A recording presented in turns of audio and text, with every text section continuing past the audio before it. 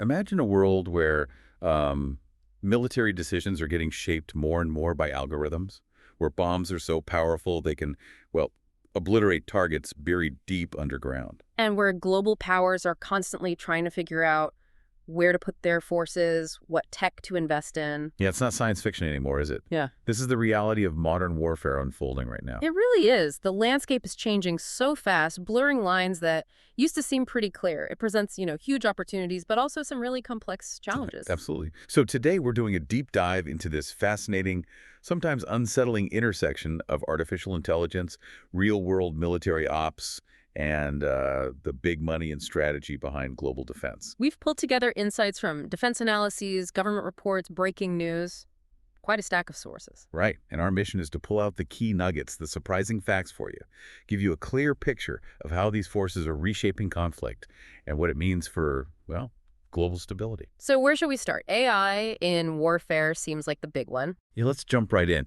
AI in warfare. It really feels like a fundamental shift. How's it changing military strategies at the core?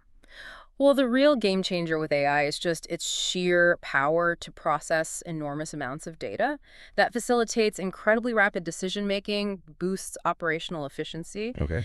But here's where it gets tricky. AI isn't just a tool. It forces us to look at how something built for defense can pretty easily become a really potent weapon for offense. That's duality. Exactly, that duality. And it's blurring lines everywhere, digital and physical battlefields. So it's not just about, like, killer robots then. AI is deep in the digital world too, especially cyber warfare. What's happening there? Oh, definitely. In cyber ops, AI-led systems assess and penetrate targets way faster, much more efficiently than humans can. Right. And the potential for disruption is massive, huge security challenges. Yeah. We've also seen, it seems, an uptick in AI-driven attacks recently. They're getting more sophisticated. But it can't all be offense, surely. AI must offer some big advantages for the defenders too. Seems like a natural balance. You're right, it does. AI is great for identifying malicious activity, detecting fraud, predicting attacks, improving access controls, spotting intrusions really quickly. And unlike older systems that rely on static rules, AI uses machine learning. It's constantly evolving, so it can spot brand new attack techniques, detect future threats faster, more accurately. And it frees up people, right? Takes over the boring, time-consuming stuff. Yeah. So security pros can focus on the more creative, strategic work. Plus, it runs 24/7. Doesn't need coffee breaks. Exactly. So AI sounds amazing for defense. Is there a catch? A but. Oh, there's definitely a but, a big one. While AI makes defenses stronger, it is absolutely not a silver bullet. Humans are still critical in cybersecurity. You can't just replace them. Okay. And the AI systems themselves, they can be hacked. They're vulnerable. If that happens, your whole security strategy could be compromised. Seriously. Okay, so AI is huge in cyber. What about when we take it out of the screen and into, physical military operations? Boots on the ground, planes in the air. What tactical boosts are we seeing? Well, AI gives planners incredible speed, precision, flexibility. It chews through data, analyzes complex scenarios almost instantly, helps make really informed decisions. Right. It's revolutionizing how forces plan, execute, adapt on the fly. And this is where drones and robots really come into play. Doing the dull, dirty, and dangerous jobs keeps humans out of harm's way. Exactly. And they can go places humans can't. Deep underwater, contaminated zones, stuff like that. Plus, some of these systems have, superhuman abilities. They can handle higher G-forces in flight, react faster than a person because they're running on algorithms. And they don't need constant communication links. That's a big advantage. A huge one. Less vulnerable to jamming or interception because they can operate autonomously. Some people even argue, controversially maybe, that AI could reduce collateral damage, that autonomous weapons might be better at distinguishing civilians from combatants, less prone to human error or, deliberate rule breaking. And that brings us right to the ethical crossroads of AI in warfare, maybe the deepest part of this whole discussion. Yeah. The autonomy itself, while it's an operational plus, that's also its main ethical vulnerability. Yeah. The risk of losing meaningful human control. Because humans are better at nuance, Right. judgment, context, especially when things are uncertain. Exactly. Humans excel there, which is why you hear talk about the centaur approach. Right, mixing machine intelligence with human oversight, so emotions aren't totally removed from the equation. Precisely. Because if that human judgment is gone, well, who's accountable when things go wrong? When a machine kills someone. That's the huge It question. is. Who's responsible? And there's a real worry that human life could just get devalued in that scenario. There's this asynchrony between decision-making and decision execution.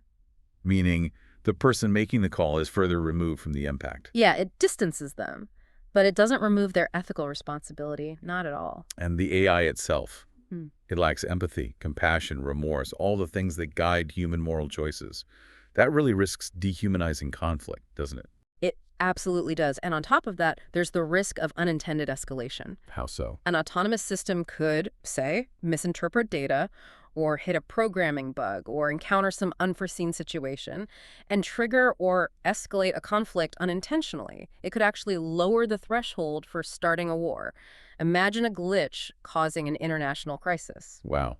Okay, so given all these massive risks, losing control, dehumanization, unintended escalation, it sounds like ethical guidelines aren't just nice to have, they're essential.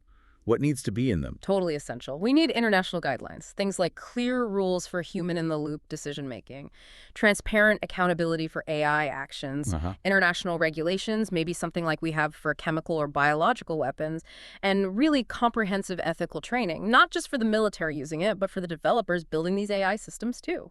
Okay, let's shift gears now. From the theory to a very real recent example, Operation Midnight Hammer. Can you set the stage? What was the context with Iran's nuclear program leading up to this? Sure. So back in June 2025, the IAEA board, that's the International Atomic Energy Agency, formally declared Iran was in breach of its non-proliferation obligations. Okay. Iran has several key nuclear sites. Fordo is a big one built deep underground, something like 2,200 centrifuges producing 60% enriched uranium. That's enough for nearly 4 bombs if they enrich it further. Right.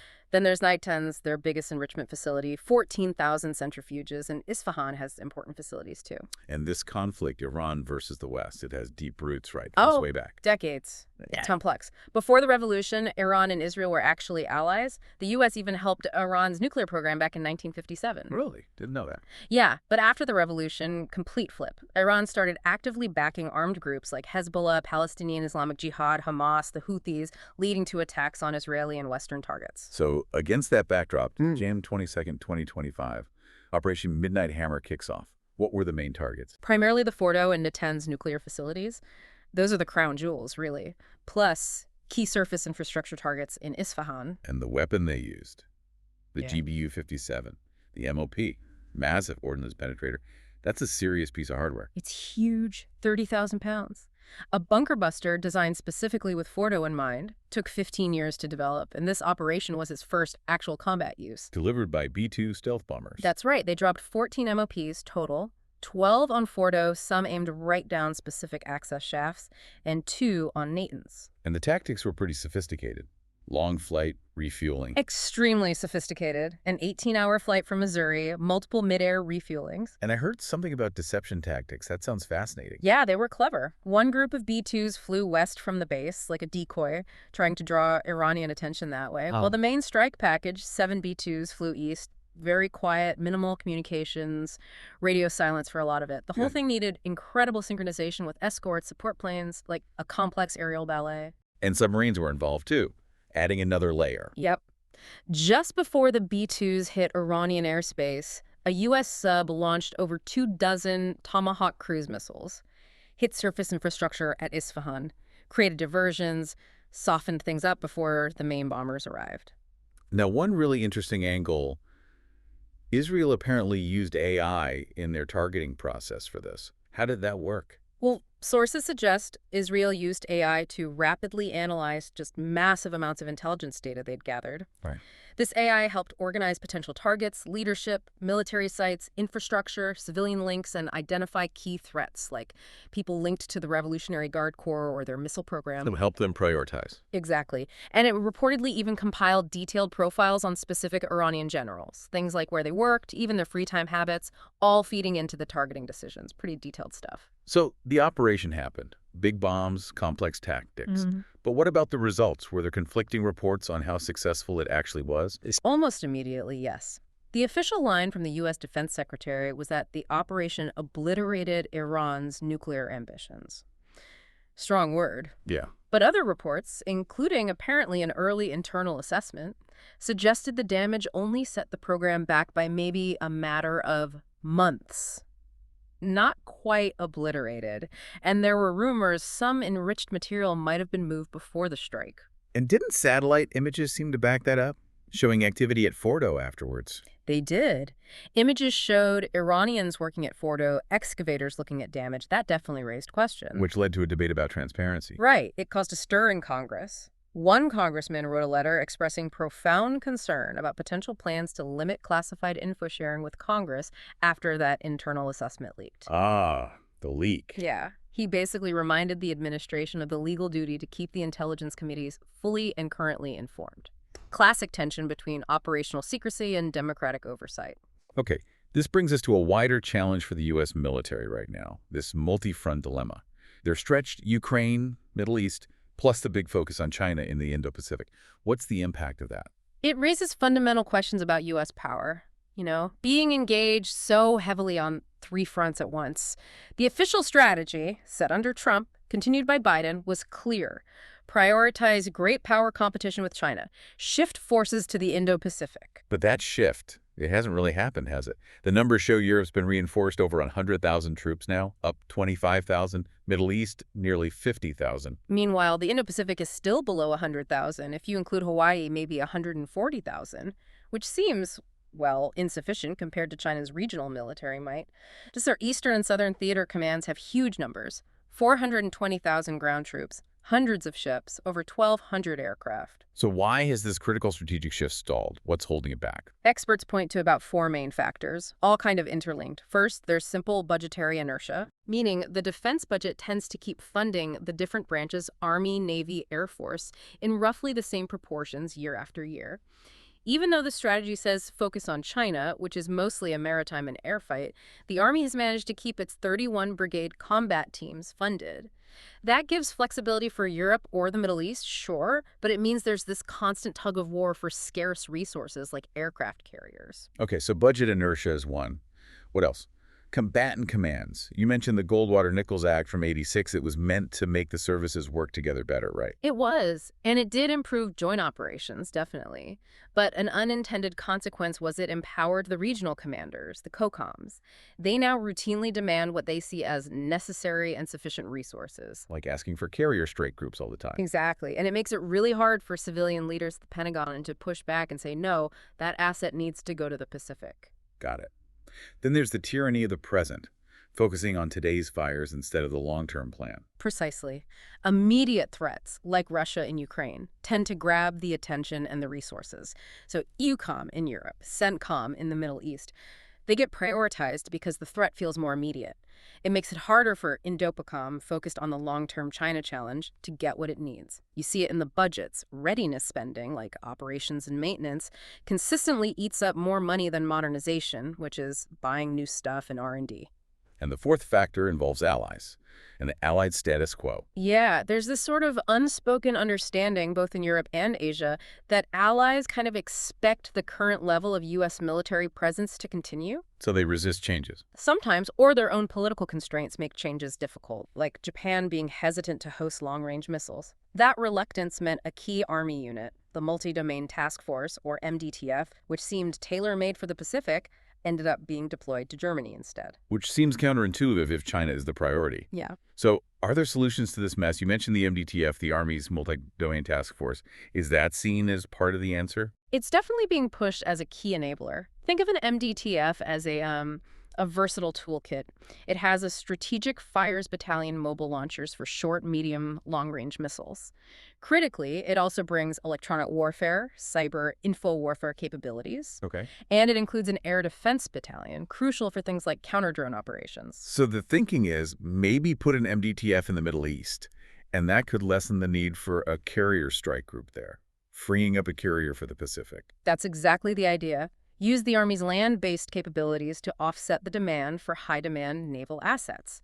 It's a smart concept for rebalancing. But there are challenges. Definitely. Yeah. These MDTFs rely on expensive ammo tomahawks, potentially hypersonic missiles down the line. very pricey. And as we saw with Japan, getting host nations to agree to host these long-range strike capabilities can be politically difficult. Right. Still, the plan is ambitious. The Army wants 5 operational MDTFs by 2028, 3 focused on the Pacific, 1 in Europe, 1 in the Middle East. All this strategy, all these new capabilities, they need funding. Which brings us to this huge $156 billion defense reconciliation bill that just passed.